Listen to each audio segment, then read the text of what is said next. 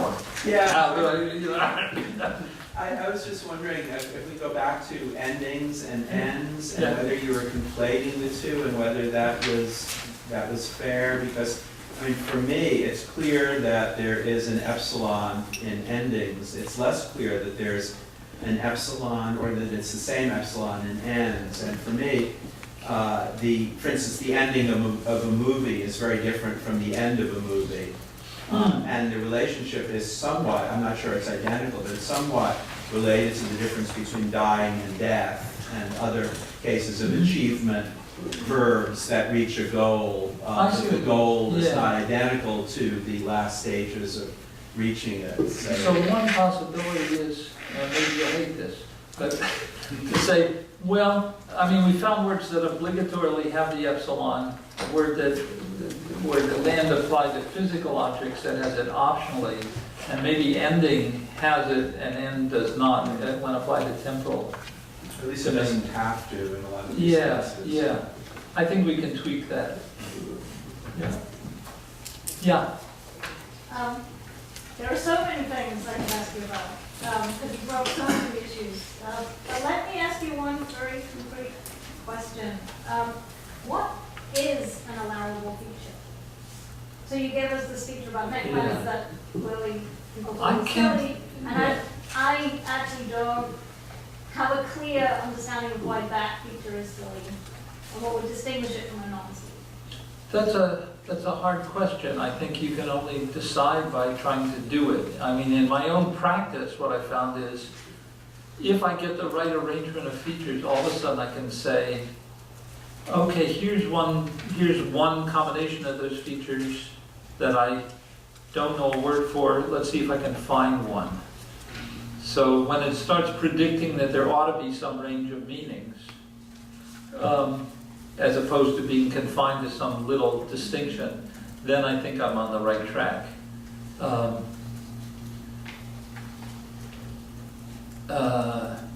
There's a place I want to go from there. Let me just think of it a second. Well, yeah, when do you know that you're at the bottom and you really have the features right? And, you know, I sort of take my clue from physics, where or chemistry, where first they thought, well, there are these elements, and then they said, well, the elements are distinguished by their atoms, and the atoms have a certain number of electrons, blah, blah, blah. And then they went, you know, no, the protons are actually combinations of quarks. And now, you know, and then you go to string theory, and each time you say, are we at the bottom yet? And you never know. So you just keep trying, right? So I think it's a matter of sort of pragmatic methodology, trying things until I mean, for the parts and boundary stuff, I tinkered with sets of features for I don't know how many years before I got the one that I think works, that includes this story about n. So it's I suppose it's the same problem as we face in syntax or phonology or anything else. How do you decide? Does that sort of help?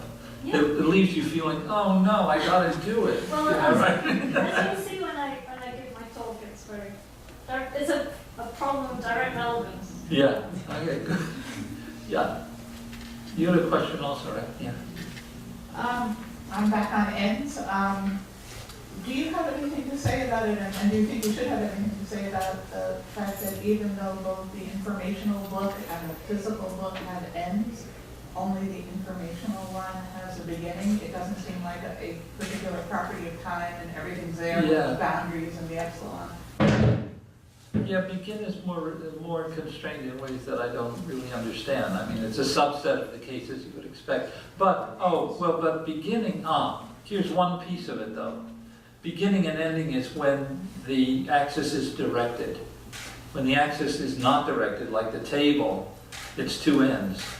When it's directed, it has a beginning and an end. So that may be what you want to know. So temporal things are always directed. Journeys are directed. Arrows have an end, but the front end is not called an end, right? The one with the point. It's not called the beginning of the arrow either. I don't know, it's called the point. And an arrow is a directed axis, right? Because there's a front and a back. As opposed to a worm. As opposed to, well, a worm, well, then we have the head in the end, right? I don't know, does the worm have two ends? Depends whether you're a wormologist or not. It doesn't have a beginning. Right, that's right. Yeah, back there, yes, you. Me, yes. You. Okay. So I found the possible relationship between semantics and speech perception really interesting. And well, there's gradients in meaning, right? Between red and orange, and then also in speech sounds, there's always a lot of gradients and variability. Yet we have phenomena like categorical perceptions, and you can categorize them. And in speech perception, there's this phenomenon called adaptation. So depending on who you're listening to, you can sort of like shift your category boundary here and there. And do you think something like that would happen in semantics? And if that happens, would you call it semantics, or is it something more pragmatic? I think you find it with color words.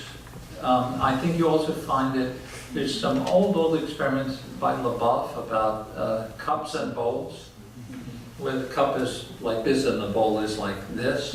And in between, you get the same effects.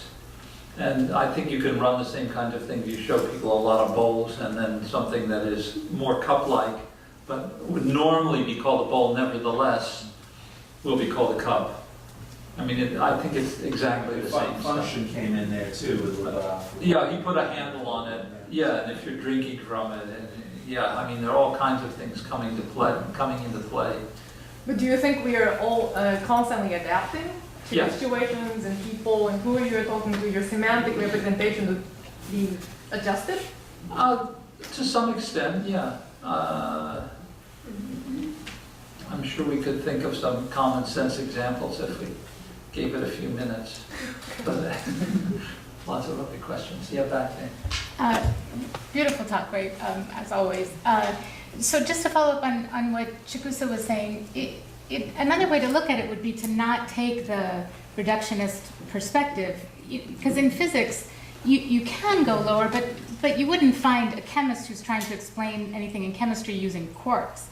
It's like it would be the wrong level of analysis. So when you're talking about the meanings of words, a different way to go would be to say you have this collection of memories that somewhat overlaps, or experiences, right? And so certain aspects of the experiences are more important, and you might want to call those features, but it's not clear that there's a limited set of them, or a limited set of features, or that we're putting them together in strictly combinatorial ways. Well, I think we are putting, it's different kind of combination, for example, because we have preference rule interactions, but it's still combinatorial. But it has to accommodate gradients. And I think if you're going to build anything combinatorial, you have to start with something. It can't just emerge. So if you say, well, it emerges from experience, the immediate question I have to ask is, how do you code your experience? You can't just take the world and, shove it into your brain. You have to have a way to code your experience such that you can now from that construct categories. So I'm interested in what are the features that you use, what's the system that you use to code your experience. It doesn't come for free. Yeah. So, thank you for the talk. I think earlier you were arguing against doing this sort of combinatorial activities on objects and conceptual structure and other levels of representation through syntax, because we see like monkeys and infants that can't talk, but can still do these sorts of acts of cognition. I think the alternative would be to say that monkeys and infants have whatever like narrow elements of syntax are necessary to do those sorts of computations, and just don't have the like phonological capabilities. And I think that's sort of do you really what's want to say they have categories of nouns and verbs and VPs? No. I don't think so, but I mean, are those necessary for like a chord syntax? Yes. Okay. What else would be? I mean, if it's something else like objects and events, then it's, let's say properties like agreement and passive and case are not computed over semantic representations of objects and events. They're computed over nouns and verbs. I don't, to say, well, they have something that's sort of like syntax. I would say, yeah, here's what's sort of like syntax, it's semantics. Right? Right. And when they're learning the grammar, they're they have to pick out what syntactic categories there are, how agreement works, how word order works, all those things. And those are quite different from understanding what people are doing that and what you're doing as an active human being. Yeah. I'm a student in Professor Pinango's language and mind class, and this is my first linguistics class, and I'm trying to understand what the connection between linguistics and the public good is, and like why one would choose to dedicate their life to studying this pursuit. Whether I should be taking linguistics classes, whether, and like, for me it feels kind of selfish to study something that makes me so happy that I don't see a connection to improving others' lives right away. And I'm wondering how you might wrestle with that. And whether, like, how do you inspire other people to think about language more complexly than you would in an ordinary life where you just walk around using language all the time without thinking about semantics and syntax and all these nuances? Well, hard question for most people, whatever they do, right? I'm just trying to make a living. But, I mean, there are important ways that linguistic theory, maybe not the particular details you're working on, but in this approach in general to which you might be contributing. For example, in how to deal with teaching reading, how to deal with students whose native language is not the language of instruction. There's huge amounts of misunderstanding of that in the public sphere, and some linguists try to do something about it, sometimes with success and sometimes not.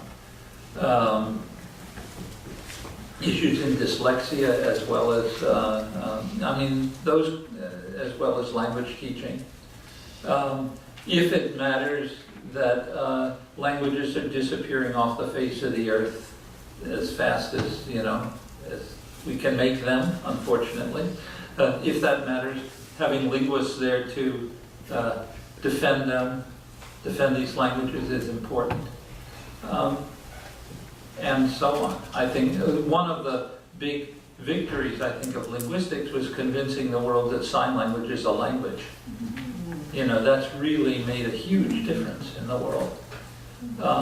And it's not by, the analysis of scalar implicatures or something like that, but that contributes to understanding the richness.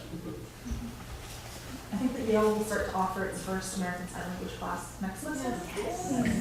Yeah, we had a big fight at Tufts about that too, about accepting that as a foreign language. Yeah.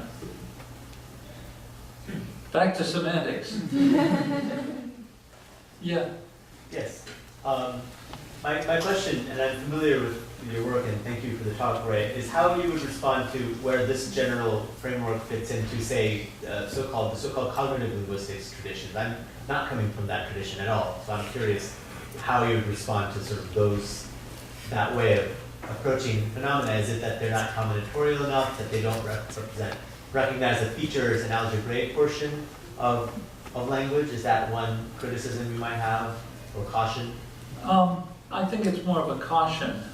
Some of it is an insistence. One of the problems is an insistence that every bit of linguistic material carries a meaning.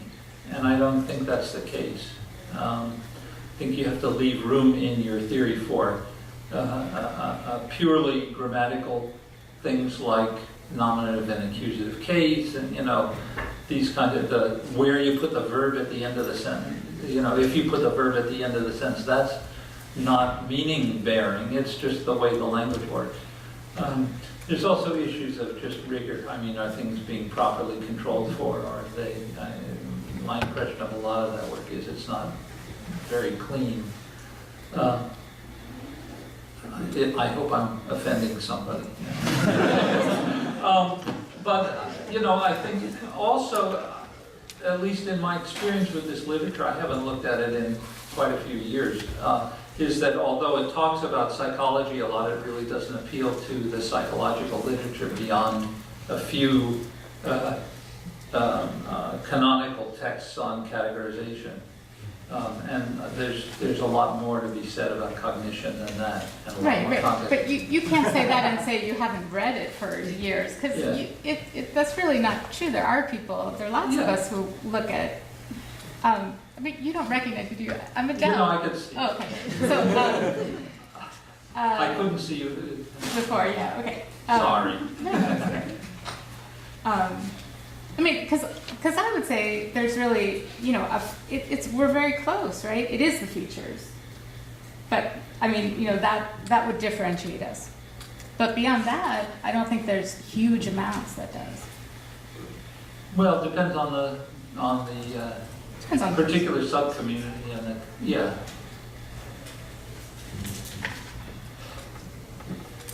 We good? Thank you very much. Okay.